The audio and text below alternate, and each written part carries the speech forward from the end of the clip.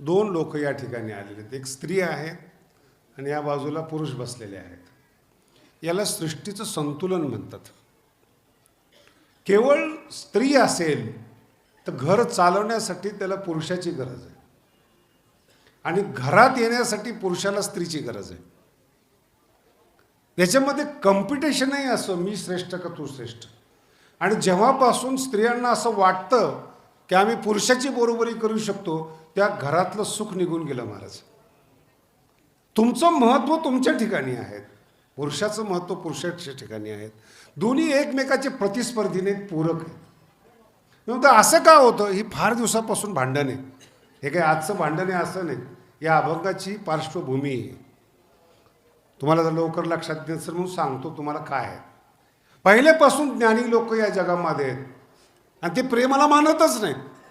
आणि जेवढ्या स्त्रिया आहेत त्या प्रेमाला मानतात, ज्ञानाला मानत नाहीत. माझं पोरगं कसं आहे, कधी आईने फोन करू द्या, आई फक्त एवढंच विचारेल जेवला का. बाप म्हणेल किती कमवलं. दोघातला फरक लक्षात ठेवा. काय बोललं, अरे जाऊ दे, जसं असेल तसं बसू द्या. जे गप बसवतात ना त्यांनीच गप बसा. विठाला विठाला.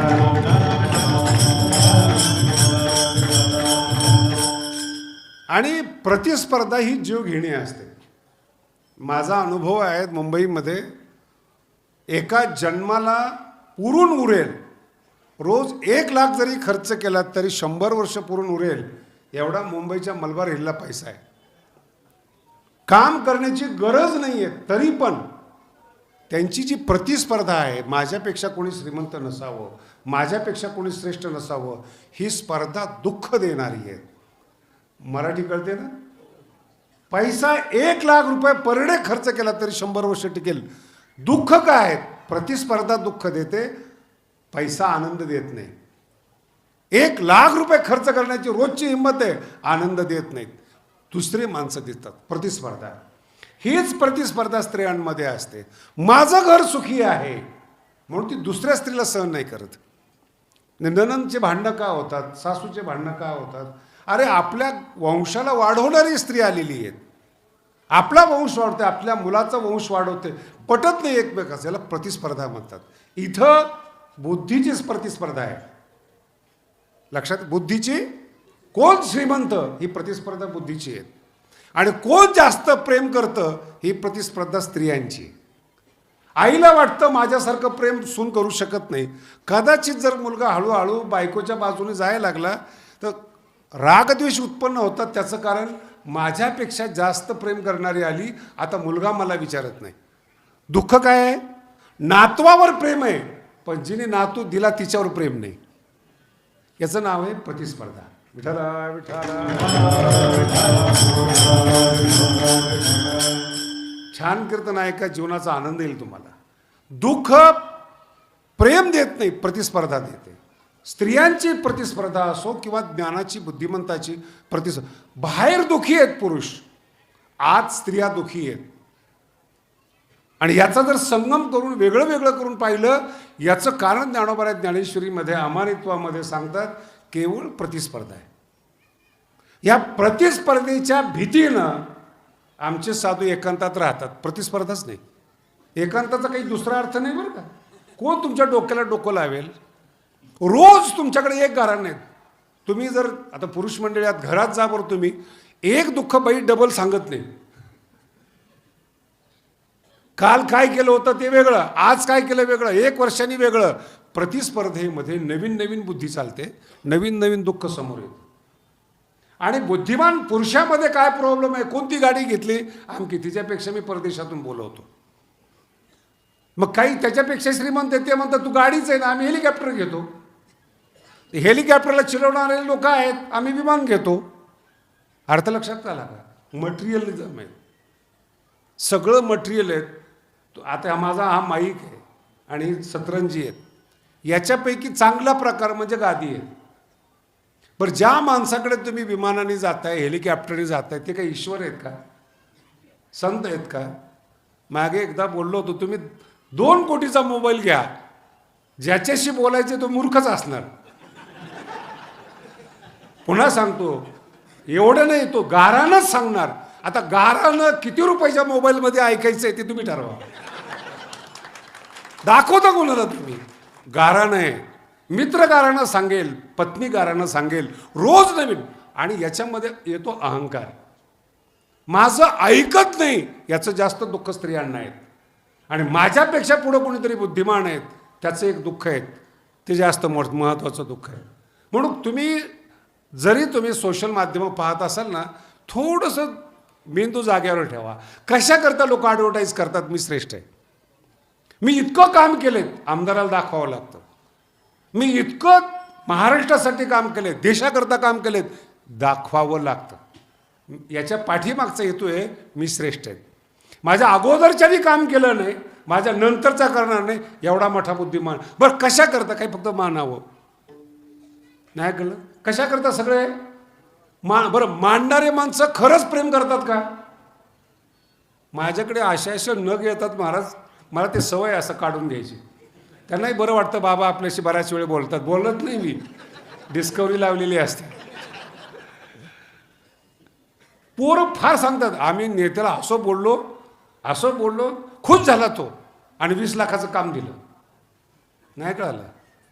बोलण्यामुळं 20 लाख मिळाले, बोलण्याचं महत्त्वच तुम्हाला कळालं नाही कधी.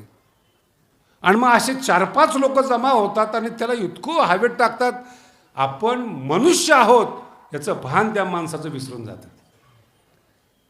कधी कधी तुम्ही पिक्चर पाहता, नाटक पाहता, खलनायकाची भाषा आहे का तुम्ही? मला त्रास दिला, माझी भीती नाही तुला, अरे तू कोण आहेस? काळ आहे सगळ्यांचा बाप आणि काळाला घाबरायला पाहिजेत. आणि का कोणास ठाऊक मलाही अजून सृष्टीतलं रहस्य कळालं नाही. तरुणपणामध्ये सगळेच बेबधुंद असतात. ते तरुण पोरं बघा शहरातले, ते फास्ट गाड्या चालवतात. तुम्हाला असं वाटतं खेडेगावचे फार शहाणे? ते छाती काढून चालतात, ते फास्ट चालतात. मध्यमवर्गीय मोबाईल घेऊन चालतात. आता तर कट असा निघालाय, केस इथं उगवलीत का नाही हेच कळत नाही. काय विचित्रता ज्याला म्हणतो आपण, ही प्रतिस्पर्धा आहे. माझा शब्द लक्षात ठेवा, प्रतिस्पर्धा आहे. आणि जिथपर्यंत तुमच्या अंतःकरणामध्ये प्रतिस्पर्धा आहे, सुख तुमच्या अंतःकरणात प्रवेश करत नाही. त्याच्याही पुढे जाऊन सांगतो तुम्हाला. माणसं, आता येताना आमचा विषय झाला, गाडीमध्ये चर्चा झाली, दुःख म्हणजे काय? सगळं आहे आणि माणूस हसत नाही, हे दुःख आहे. सगळं आहे, गाडी आहे, बंगला आहे, पत्नी आहे, मुलगा आहे, सगळं आहे. पण त्याला विचारा का हसत नाहीत? प्रतिस्पर्धा.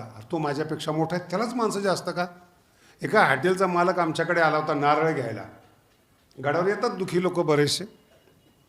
तर मी त्याला विचारलं, तुझं अंगठ्या बघितल्या, गळ्यातलं अर्धा किलोची चेन बघितली, शरीर बघितलं, सगळं चांगलं आहे, तुला नारळ घेतो कशा करता?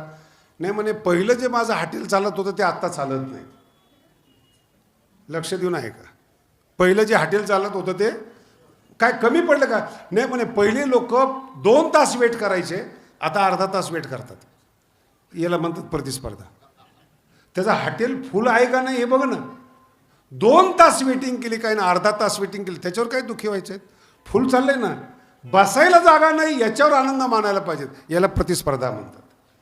कुणी नवीन जन्माला आला का? कोणी कॉम्पिटिशन करतं का? एका हायकोर्टच्या वकील जजबरोबर माझी स्पर्धा झाली, तुम्हाला फार गंमत वाटेल.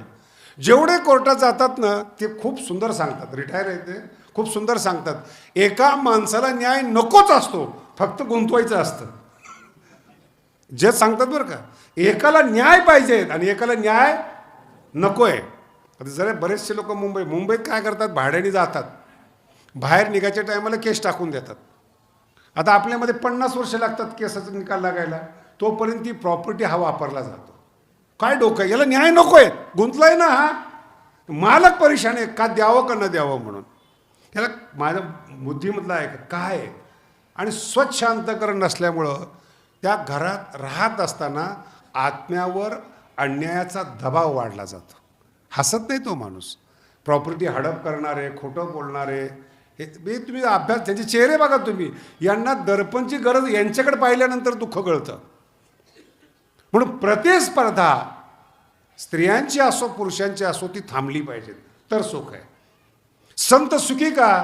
प्रतिस्पर्धा नाही. ज्ञानोबरांच्या काळामध्ये सगळे संत एकत्रच होते, त्याच्या पुढे जाऊन सांगतो, सगळ्या समाजातले एकत्र होते. 700 वर्षापूर्वी वारकरी संप्रदायाचा जो पाया आहे ना, काय क्रांती ज्ञानेश्वर महाराजांची. तुम्ही माऊलीला संत म्हणून पाहता, मी समाज क्रांतिकारक म्हणून माऊलीला पाहतो. पृथ्वी उत्पन्न झाल्यापासून ज्यांना कोणी जवळ करत नव्हतं त्यांना माऊलीने जवळ केलं म्हणून ते माऊली आहेत. चोखोबराय जवळ बसायचे. सेना न्हावी महाराज जवळ. अजूनही न्हावी समाजाला म्हणा किंवा माळीला चांगलं म्हणत नाही, गावामध्ये वेगळ्या भाषेत बोलतात, कीर्तनाची भाषा नाही येते. बलुतेदार असतील किंवा काय असतील, बघा तुम्ही अभ्यास करून. ज्ञानोबांच्या जवळ सगळे माणसं. आणि त्याच काळामध्ये एक चांगले संत होते, चक्रधर स्वामी. जेवढे बुद्धिमान माणसं आहेत तेवढे सगळे चक्रधराकडे गेलेले होते. आणि जेवढा वाड्या तोड्याचा समाज तेवढा ज्ञानोबांच्या जवळ आलेला होता. आणि सगळ्याला माऊलीने जवळ केलं. प्रतिस्पर्धा नाही, सगळा समाज एकत्रित जे होते, प्रतिस्पर्धा नाही. त्या काळामध्ये पंढरपूरच्या मंदिरामध्ये प्रवेश मिळत नव्हता. त्या काळात काय आत्ता मिळत नव्हता महाराज. साने गुरुजींना त्यांना पंढरपुरात प्रवेशासाठी आंदोलन करावं लागलं. आंदोलन केलं तिथं, एक मंदिरात प्रवेश मिळावा म्हणून. मग माऊलीला सांगितलं की आम्हाला मंदिरात प्रवेश नाही. चिंता करू नका म्हणे, वाळवंट मोकळे आपल्याला. हे पहा, पुन्हा ऐका, जिथं भजन करू तिथं देव येतो, याचं नाव श्रद्धा आहे. मंदिरात गेलंच पाहिजेत असा माऊलीचा आग्रह नाही. श्रद्धा मजबूत ठेवा, देव तिथं येईल. आणि हा वारकरी संप्रदायाचा इतिहास आहे. वाळवंटात चालू केलं, जनाबाईंनी टाळ घेतला. आणि जनाबाईंनी सांगायचं चाल कुणी म्हणायची. काय वारकरी संप्रदाय, एक भांडे घासणारी बाई, आणि तिने सांगायचं माऊलीला तुम्ही चाल म्हणा, याला वारकरी संप्रदाय म्हणतात. आणि अहो तुम्ही कल्पना करा, नामदेव महाराज कीर्तन करतात, माऊली गातात, संत मंडळी बसलेले आहेत. देवाने कुठं जावं बरं? देव आले याला महत्त्व देत नाही बरं का मी. देवाला यांच्याशिवाय पर्याय नाही, याला म्हणतात संत. भक्त आहे ना, मला तुमचं फार कौतुक वाटतं बरं का पुणेवाडीचं. गेल्या अनेक शतकापासून रात्री 12 वाजता महंत उठतात, आंघोळ करून देवाची 3 तास पूजा करतात. हे सामान्य नाही आहे. ऊन असो पाऊस असो, या पुणेवाडीचं महत्त्व किती. मला मंदिर फार आवडलं महाराज, शांतता आहे. पण याच्या मागं तुमची मेहनत आहे. रात्री 12 वाजता उठून आंघोळ करायची आणि देवाला पूजा घालायची. मी महाराष्ट्रात नाही, भारतात असं ठिकाण बघितलं. सगळे पूजा होतात काकड्याला 4 वाजता, सगळी पूजा पंढरपूरची असो. अहो 12 वाजता तर आमचा देव झोपतो, त्याला म्हणतात शेजारती. आणि तुमचा पुजारी उठून आंघोळ करून तिथे येतो. किती महत्त्व या जागेचं. म्हणून तारीख दिल्याबद्दल मला पण बरं वाटतं. याला म्हणतात श्रद्धा. प्रतिस्पर्धा नाही आहेत. बोलता बोलता मी विचारलं, त्यांनी सांगितलं की भैरवनाथ आहेत इथे, 8 ठिकाणी भैरवनाथ आहेत. पूर्ण काशीचं रक्षण करणारे भैरवनाथ आहेत. काल भैरवनाथ म्हणजे शंकराचाच अवतार आहे बरं. म्हणून आपण चांग भलं जे म्हणतो ना, चांगलं होईल असं जे म्हणतो, त्याचं कारण तेच आहे. मग मला एकाने विचारलं, मला शंकर चांगले आहेत पण काल भैरवनाथ कडक आहेत. म्हटलं तुमच्यासारख्याला सॉफ्ट होऊन कसं जमायचं. काल भैरवनाथ बघा काशीची रक्षा करतात, बरोबर आहे. मग रात्रीच्याला शहाणा माणूस फिरत असतो का? चोरच असतात ना. तुम्हाला लय वेळ लागेल कळायला. रात्रीच्याला बैठक कोण घेतं? कोण फिरतं रात्रीच्याला? मग अशा लोकांना वारकरी थोडंच प्रतिबंधक करणार आहे. त्याला काल भैरवच पाहिजेत.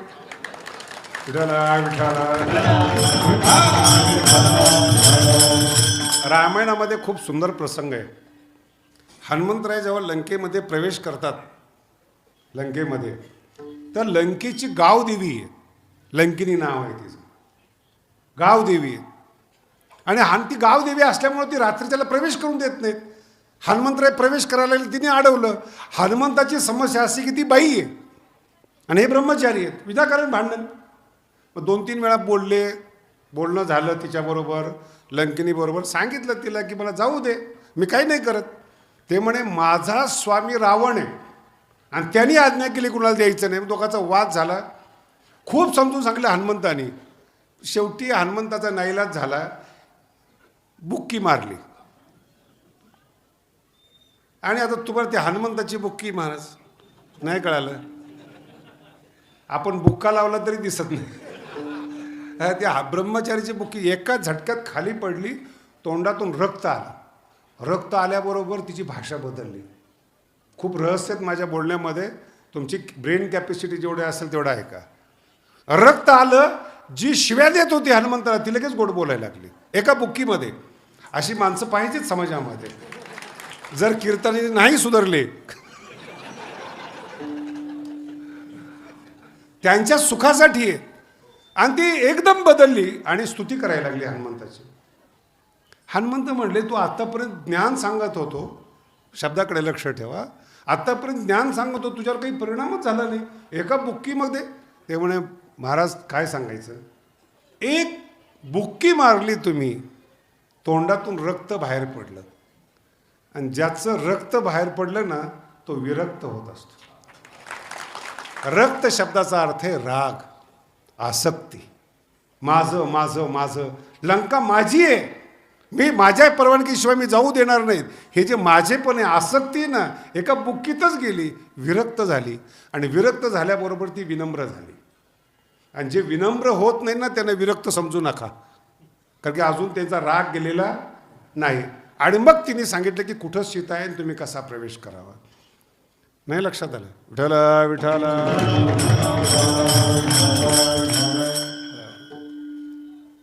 हनुमंत होते ते भक्तिमान, शरण शरण. ती बुक्कीकडे सारखे बघायला लागले, एका बुक्कीत विरक्त. त्याच्या डोक्यातच ते बसलं की एक बुक्की मारली, रक्त बाहेर आलं की विरक्त.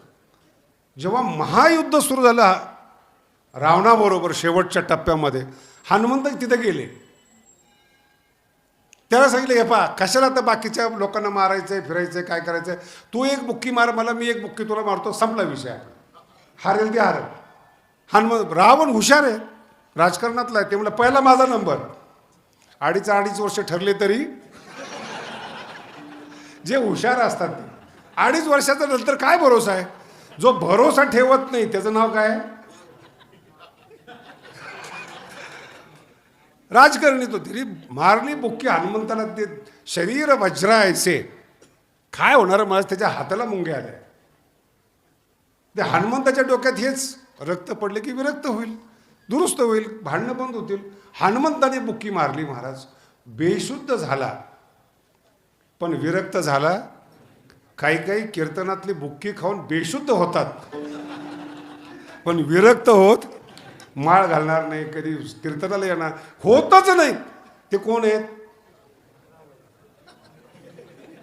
बोला ना. हनुमंताला एवढा पश्चाताप झाला, दुसरी बुक्की मारली तरी नाही, बेशुद्ध आहे. बेशुद्ध होतात. कधी कधी कीर्तनं ऐकून, ज्ञानेश्वरी ऐकून स्मशानात जाऊन असं वाटतं की खरंच आपल्या जीवनाचं काही खरं नाही. त्याला स्मशान वैराग्य म्हणतात. रात्रीच माझ्याबरोबर बसला, दोघांनी एक एक मारली, सकाळी तो गेला, आम्ही इथंच. परिवर्तन नाही, तात्पुरतं परिवर्तन, त्याला बेशुद्धी म्हणतो आपण. हे जे तथ्य आहेत विरक्त, त्याचं मूळ आहे प्रतिस्पर्धा. तुमचं प्रेम धनावर नाही, तुमचं प्रेम मुलावर नाही, तुमचं प्रेम मी श्रेष्ठ आहे ही प्रतिस्पर्धेवर आहे. सगळं जग छान मारा तुम्ही, कुठेही जा. अमेरिकेतले लोक म्हणतात आम्ही श्रेष्ठ, ब्रिटन म्हणतात आम्ही श्रेष्ठ, भारत म्हणतो आम्ही श्रेष्ठ. प्रत्येकाला विचार, कोणी अभ्यासच केलेला नाही का श्रेष्ठ, नाही आमचे श्रेष्ठ आहेत.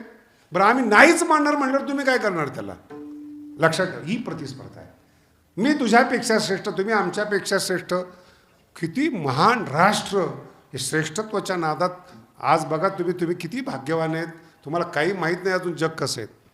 आता जे युद्ध चालू आहे इस्रायलमध्ये आणि हमासचं, तिथल्या लोकांची मनस्थिती पहा. कीर्तनाला करू शकतात ते, त्यांच्या धर्मामध्ये ते जाऊ शकत नाही. त्या देशाची अवस्था आहे. युक्रेनची अवस्था बघा तुम्ही. माऊली म्हणतात भूता परस्परे पडो. किती मोठा मंत्र आहेत. हे जर एकत्र असते तर जगाची किती प्रगती होईल महाराज. आणि माझा मुद्दा वेगळा बरं का. तुम्ही शांत रीतीने कीर्तन ऐकतायत, पाऊस पडू नाही तर नाही पडू, शेतकरी घाबरत नाही, कंदे कष्टाला घाबरत नाही. त्यांची अवस्था बघा. कधी बॉम्ब येऊन पडेल ना आपण या जगातून वैकुंठवासी कळत नाही. अशा स्थितीमध्ये ती लोक जीवन जगत आहेत. लाईट नाही, पाणी नाही, जेवायचा भरोसा नाही, जीवनाचा भरोसा नाही. एक शब्द फार गोड आहे नाथ महाराजांचा, भरतखंडे नरदेह प्राप्ती. हे तो परमभाग्याची संपत्ती. भारतामध्ये जन्म येणं, अहो इथं भांडणं जरी असले तर दुसऱ्या वेळेस आम्ही एक होतो. किती भांडण, किती आक्रमण झाले भारतावर. 1000 वर्ष मुस्लिमांनी राज्य केलं, 200-250 वर्ष इंग्रजांनी राज्य केलं. कीर्तन चालूच आहेत, विठ्ठला विठ्ठला.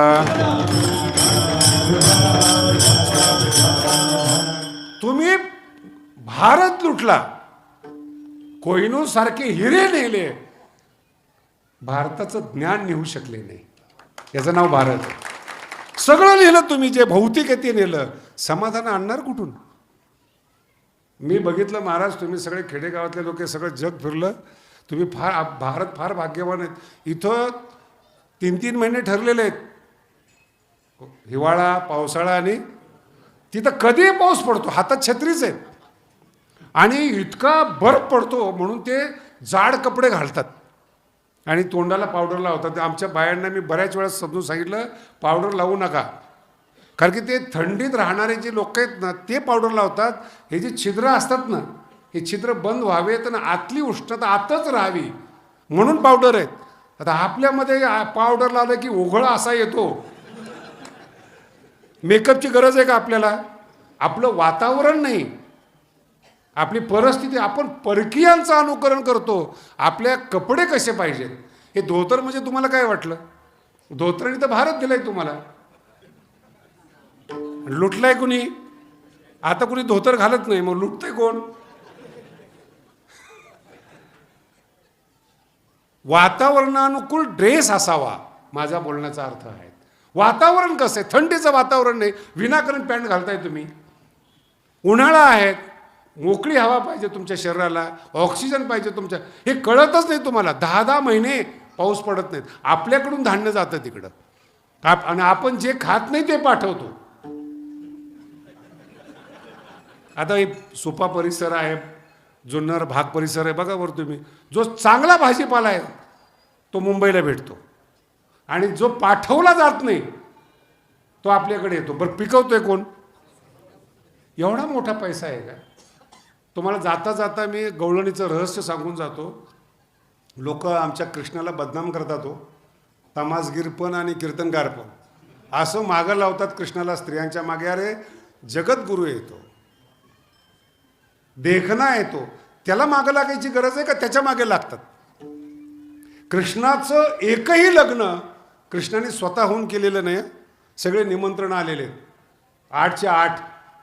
रुक्मिणी असेल, सत्यभामा असेल, आपणहून एकही लग्न केलेलं नाही त्यांनी. एवढी ताकद, आणि ती मागे लागत नाही कुणाच्या. मग अडवलं क्या गवळणी? आता तुम्ही सगळे बाजार करणारी लोक आहेत, मला सांगा, बाजाराला तुम्ही आईला पाठवता का नवीन सुनेला पाठवता? बोला ना. नवीन सून आलेली, 1-2 वर्ष झालेत, त्या तरुणीला बाजार करायला पाठवता का तुम्ही? किती साधी गोष्ट भारताला कळली नाही हो. मग दही दूध विकायला जाणाऱ्या सासवा झालेल्या बाया होत्या, आणि कृष्ण त्यांना सांगत होते, ते राक्षस आपल्यावर आक्रमण करतात, त्यांना प्रतिकार करण्यासाठी दही दूध आमच्यासाठी ठेवा, आमचं उरलं तर त्यांना द्या. तुम्ही ज्यांना विकताय ते आमच्यावर अन्याय करतात, म्हणून थांबवा विक्री. हा अर्थ आहे गवळणीचा.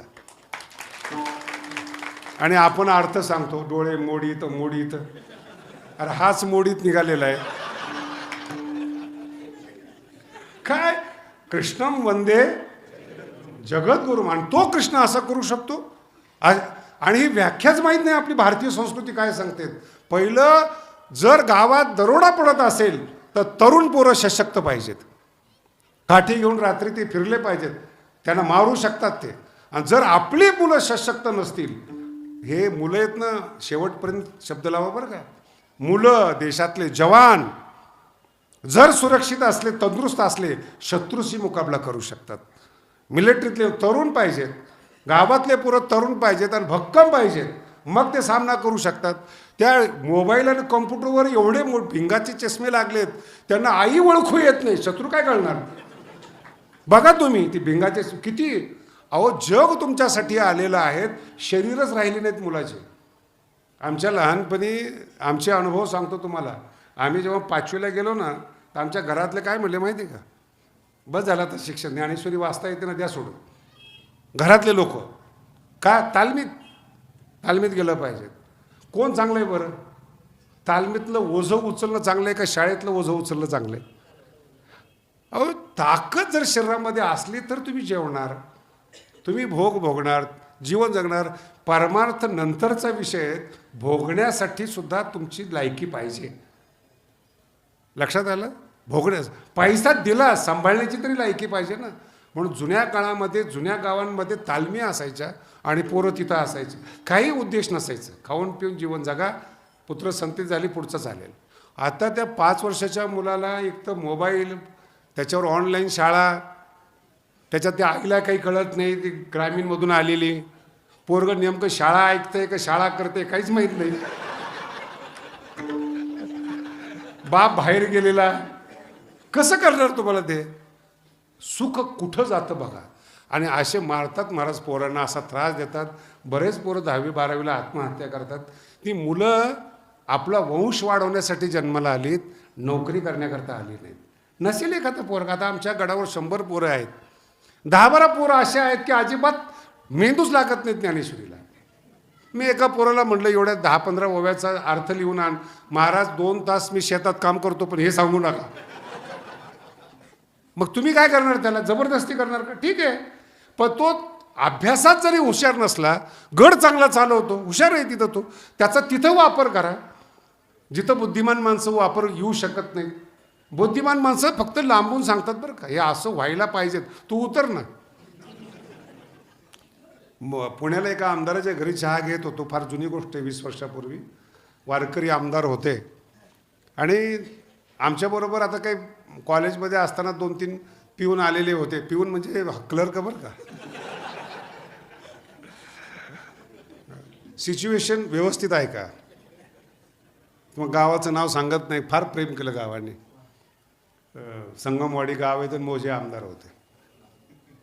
त्यांच्या घरी आम्ही बसलो. फर्ग्युसन कॉलेजचा पिऊन माझ्याबरोबर आलेला, 3 वेळा आमदार म्हणून निवडून आलेले. आता ते महाराज म्हणून मला बोलवलं, आमच्याबरोबर हे गबाळ. तो काय सांगत असेल त्यांना, महाराज यावेळेस हा पक्ष निवडून येणार नाही. आता ते आमदार माझ्याकडे पाहत होते, महाराज हे. म्हणलं असेच आमच्याबरोबर आहे. काय असेच? फार किस्सा चांगली येतच नाहीत. भगवान बाबा बरोबर 2-3 कलेक्टर भेटायला आले औरंगाबादला, आणि ते 2-3 आंधळे पांगळे त्या काळामध्ये, आता आंधळे लगेच ओळखले जातात, पण त्यावेळेस जे आंधळे पांगळे असायचे ते बाबाकडे सोडून द्यायचे. ते कलेक्टर बरोबर बाबा बोलतात आणि आंधळ्याचे भांडणं सुरू आहेत. कशावरून? भाकरीवरून. ते आता एक सभ्य एक त्यांच्याबरोबरचे कलेक्टरने विचारलं की बाबा तुम्ही हे असले बरोबर ठेवतात? ते म्हणजे जे चांगले ते कलेक्टर होतात, जे संसाराच्या उपयोगीची नाही ते काय करणार? त्याला आपला नियम आहेत. यारे यारे लहान